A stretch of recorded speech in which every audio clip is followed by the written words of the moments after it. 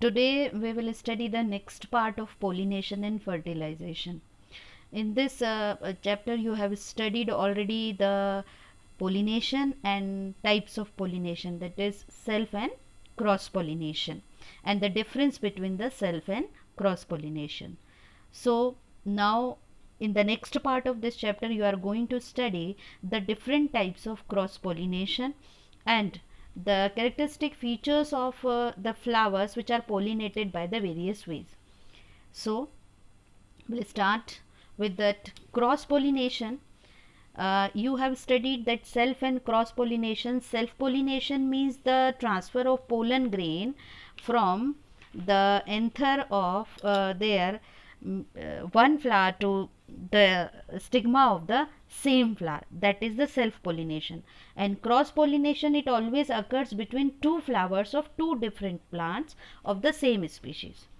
So today we will study here that how does nature favor cross pollination.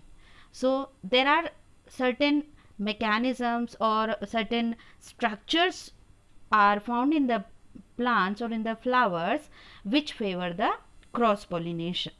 So first that phenomenon we will study, that is the unisexuality.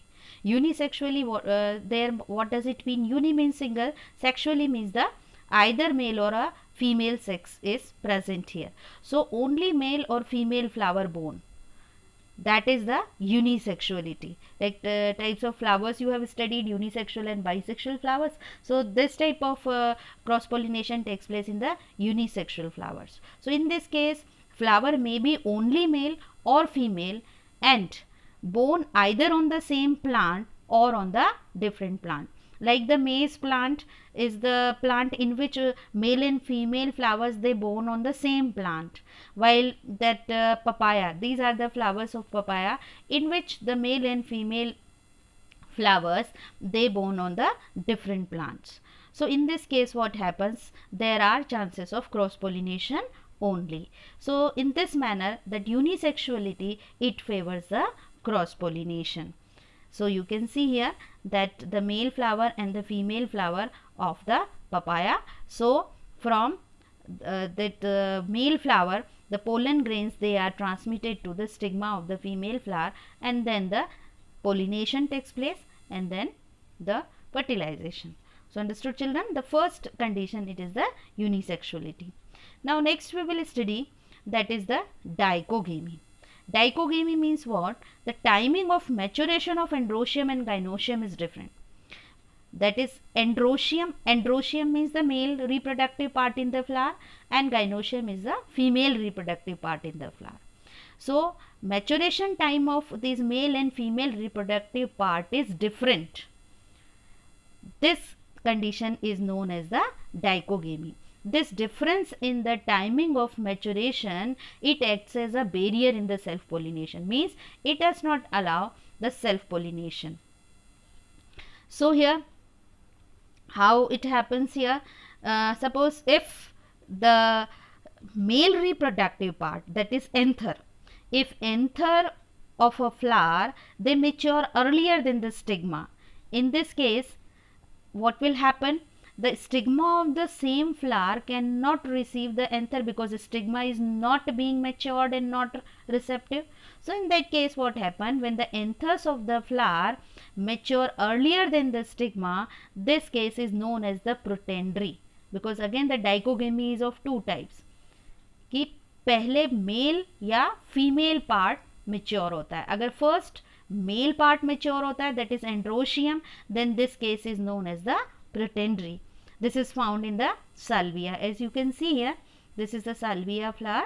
So this case is found in the salvia where the anthers of the flower they mature first. So in that case the pollen grains of this flower they will be transmitted to the another flower's stigma. Now the next case is there, like some plants like custard apple and peepal. This is the flower of custard apple.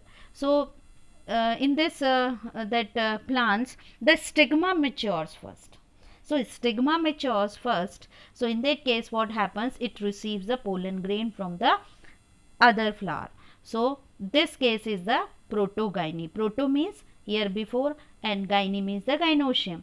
So first here gynoecium it matures. Understood? Here also protandry, again the proto means here the first or before. So first which of the part here matures? That is androecium. Protogyny, which of the part first matures here? That is the gynoecium. So understood children? The examples of dichogamy and the type of dichogamy, that is protandry and protogyny. Now next we will study how does nature favors cross pollination. The next condition is the self-sterility. Self-sterility is that some plants like apple and grapes, pollen grains of the flower fail to fertilize the flower of same plant. So here pollen grains which develop in the flowers, that androecium, they cannot fertilize the flower on the same plant. This is known as the self-sterility. Means same plant or here same species they cannot fertilize. So for this reason you can see these are the apple flowers. So for this reason the apple that growers, they cultivate many plants and often more than one variety of apple trees in their garden. So the varieties are also more, because what happened these plants the flowers their pollen grains fail to fertilize the flower of the same plant, but they are able to fertilize the stigma of flower borne on another plant, but the species must be same. So that is why these apple growers they cultivate the variety of apple plants in order to ensure the pollination. So this is self-sterility. Now next case we will study, that is the hercogamy. What is hercogamy? In these conditions that anther and stigma they are so placed in a flower that the pollen grains they are unable to reach the stigma in the same flower. It means it is related about the condition of this anther and stigma, their location. So this position actually does not favor the pollination. So anther and stigma they are placed in a flower in that manner that the pollen grains are unable to reach the stigma in the same flower. How does it happen? What happens to this stigma and the anther? We'll see here that in pensiflora. So this hercogamy, meaning of herco is also barrier here. So how does it work as the barrier? Let me see. This is the pensiflora. In pensiflora a hood covers the stigma. So when the stigma, which is the being the female reproductive part, it is covered by a hood, a structure. So in that case pollen grains of this flower cannot reach the stigma of the same flower. So because the stigma is covered by the hood. So this condition is known as the hercogamy, where because of the structure and location of the stigma and anther, the pollen grains are unable to reach the stigma in the same flower. Now pollen grains are liberated outside also. Another reason of the hercogamy, suppose the pollen grains when they are released from the anther, they actually liberated outside, they fall outside of the flower. So in that case they cannot go or they fall onto the stigma of the flower. So for example this is found in gloriosa. So this also prevent that reaching of pollen grain to the stigma of the same flower. So this type of barriers when found, then that condition is known as the hercogamy. Now next we will study that heterostyly. What is heterostyly? Heteros means different. So some plants like primrose or primula, they have flowers in which length of the style and the position of anther is different. So here style is the part of female reproductive system. So how does it happen? Let me see with the help of example here, that this is the style and these are the anthers. So length of the style and the that position of the anther is different. So here you will see two conditions in both the flower. I will show you that one type of that flower in which the stamens are at higher level. So you can see here that stamens, they have their position at the higher level, and at the that filament above you see the, means at the filament of stamen you have the anther. So anther position is at the higher place, higher level, and here you will see the style is being shorter. So this is the condition. Another condition may be there where that flowers, they have the long style. Here you will see the style is long, so stigma is above, there above the anthers.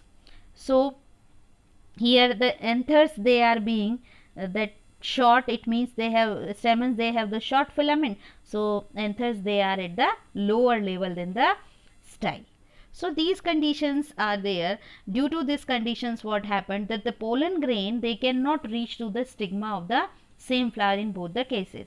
So this prevents self pollination, and cross pollination is done with the help of insects here because of this heterostyle. So understood here children, that heterostyle, heteros means different. What is different here? There is difference in the length of style and position of anther. So these are some that mechanism in the nature, they favor the cross pollination. Now next we will study the types of cross pollination. So you know that cross pollination, that is the transfer of pollen grain from the anther of a flower to the stigma of another flower on another plant. So there are two main that groups of agents of cross pollination, because for transfer of this pollen grain from one flower to another flower on different plant, there is requirement of certain agents, and these agents of that cross pollination, they are of two types: abiotic agents and biotic agents. So here abiotic agents are like wind. So when the pollination done by the wind, then it is known as the wind pollination or anemophily. When the pollination is done by the water, then it is known as the water pollination and hydrophily. So these are the abiotic agents through which the cross pollination takes place. Now other that agents are there, biotic agents. So biotic agents like insects. So when pollination takes place with the help of insect, then it is the insect pollination, or the technical term we will call it as the entomophily. And here you have that pollination by insect only in your syllabus. Remaining are these points, birds and mammals, you don't have in your syllabus. So we'll start that pollination by the abiotic agents, and in the abiotic agents also we will study with the help of this one, the wind pollination. The first we will study the wind pollination. Technically this is known as the anemophily. Anemo means wind and phyle means the affinity. So here the pollen grains, they are carried by the wind. So many flowers are anemophilous. One more that thing you understand here children, that two definitions you have to learn here, that pollination by wind, technically known as the anemophily. So learn the technical terms also. These are the simple terms to understand, but learn the technical terms. So what is anemophily? Pollination by wind.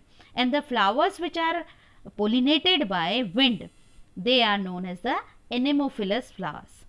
And it is not an efficient method for pollination because pollen must be produced in the large quantity. So there are the production of the pollen grain in the large quantity, so that some of it may land on a receptive stigma of the flowers to pollinate it. So large amount of pollens are produced here. What is the reason? That each grain has adequate chance of reaching a stigma, means each pollen grain can reach can have the chance to reach the stigma. So that is why large amount of pollen grains, because there are chances that the pollen grains may be wasted when they are carried by the wind on their way. Now the flowers are usually small. So these all are the features of the anemophilous flowers. Now flowers, they have the long stalk or are above the leaves, so that they clearly exposed to the air. Like here you can see, this is the example of the wind pollinated flower, that is the maize flower. So here you will see that these flowers, they have the long stalk.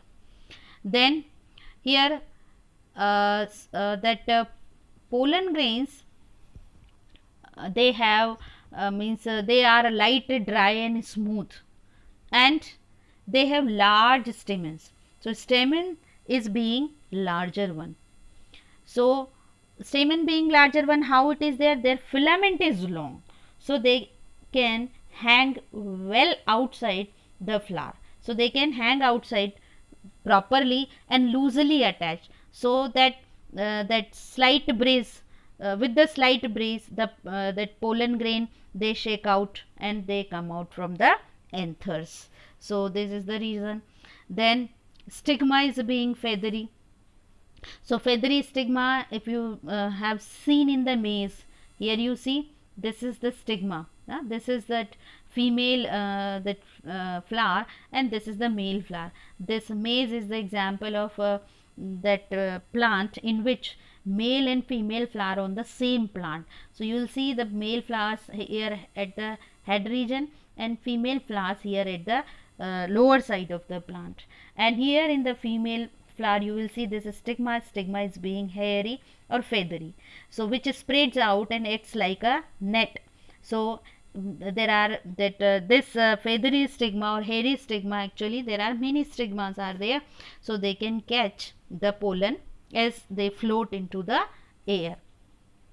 Now flowers, they have no petals or very small or inconspicuous, means not very large petals are there. Often they are white or green, that is not brightly colored. And flowers, they do not produce scent or nectar, because nectaries are absent in them. So there is no need of nectaries here, because nectaries actually provide food for the insects and other animals which visit the flower. So as the pollination is taking by the wind, so no need of the brightly colored petals, no need of the scent or nectar in the flower. So these all are the important features of the anemophilous flower. An example is the maize flower. We have seen maize, like grasses, hazel, willow. There are many more plants in which the pollination takes place by the wind. Now next type of pollination, we will study the water pollination or hydrophily. Hydro means water, phile means affinity. So here pollination by water is not common, but a few aquatic plant like the seed grasses, Vallisneria, this is the picture you see here, this is of Vallisneria. So grasses, Vallisneria and water weeds are there, means mostly the aquatic plants in which they release their pollen in the water, which is specifically carried to the other flowers by the water current. With the movement of water, and these pollen grains, they are carried. So let me see here that what are the features of the flowers which are pollinated by water. So the flowers which are pollinated by the water, they are known as the hydrophilous flower. So flowers pollinated by the water, they show following characteristic features, like the pollen grains are produced in the large amount. Okay, so large amount of pollen grains are produced, so they have enough chances of reaching the stigma. Then plants are dioecious. So what is the meaning of dioecious condition? That male and female flowers borne on separate plant. As I that showed you one example of papaya also, where male flowers and female flowers, they borne on the two separate plants. So the same condition here also found in the Vallisneria. You can see here that male and female flower are borne on the different plant. This is the female flower, and here this is the you see the male flower. So this plant which has male flower, this is male plant, and this plant which has the female flowers only, this is the female plant. So male and female flowers, they borne on the separate plant, and this condition is known as the that dioecious. So these plants are dioecious. Now flowers are usually small and inconspicuous. So size of the flower is also not so big, and not means like that very large petals. In some plants, pollen grains, they have specific gravity equal to the water. So what is the reason for this? So because of the equal specific gravity, that flower can float below the water surface. So, these flowers, they do not sink, they flow below the surface of water. Then these that plants, they have very light flowers, so light in weight, so they can float easily, and small and inconspicuous flower. So you see here in the Vallisneria here that the male inflorescence is here at the downside, and the pollen grains, when they are released, these pollen grains having the specific gravity equal to the water, so they move upward and flow along with the water current here in the water, and then they reach to the stigma of the female flower. So you see the position of the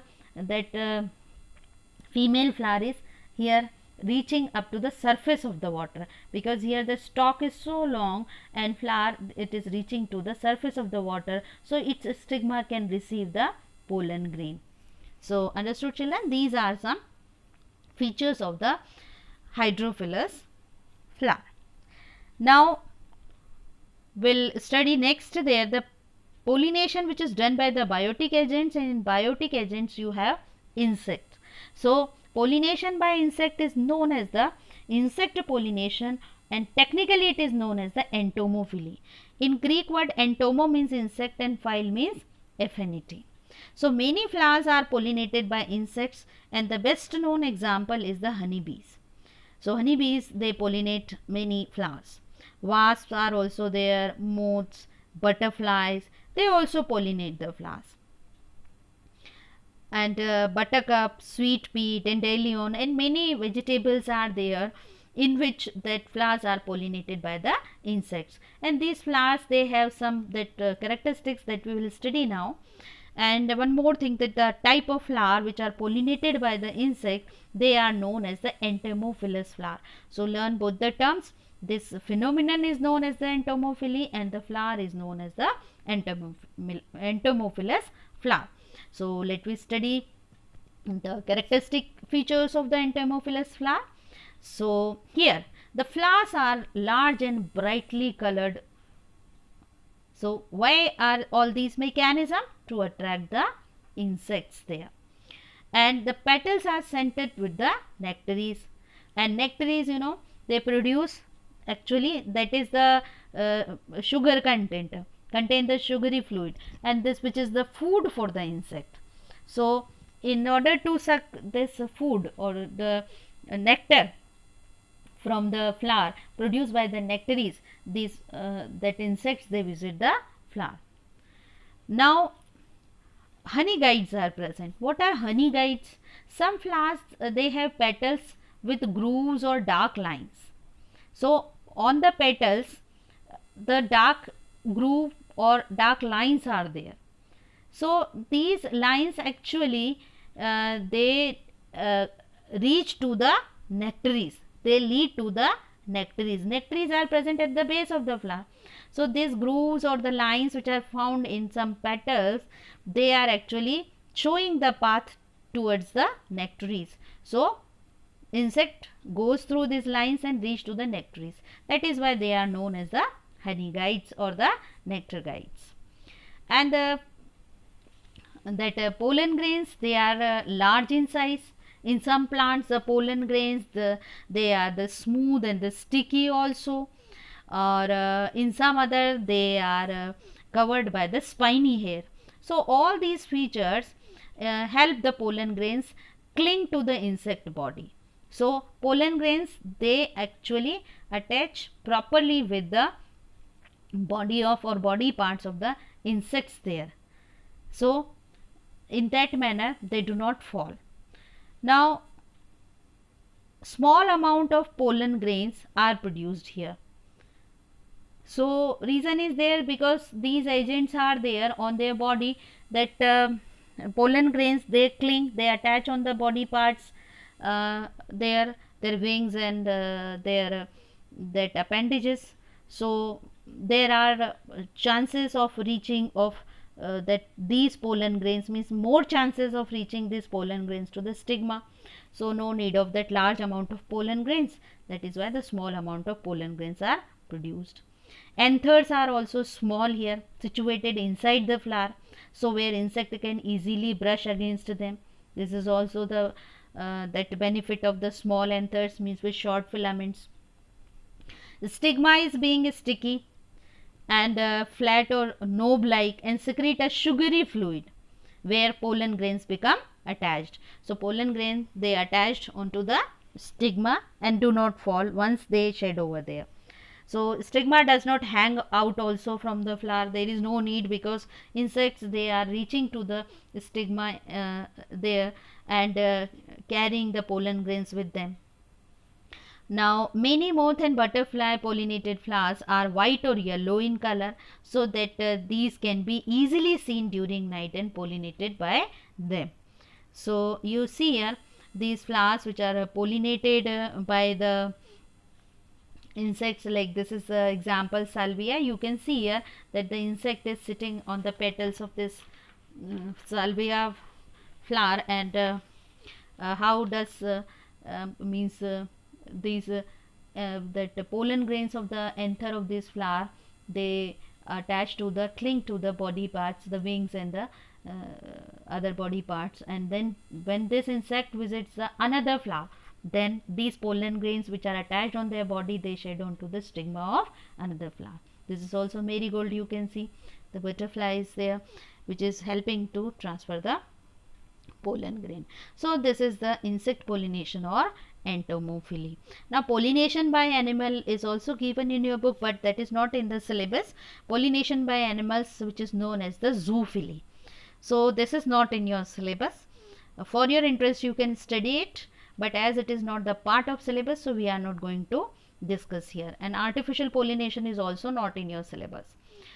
But here that important questions which are framed, that is the difference in the different type of pollination and the flowers pollinated by the different agents, like difference between the insect pollinated flowers and the wind pollinated flower, which is given on the page number 50 in your book. So these differences you learn along with the examples. So students, read the chapter from the book and solve the middle exercises and the back exercises also.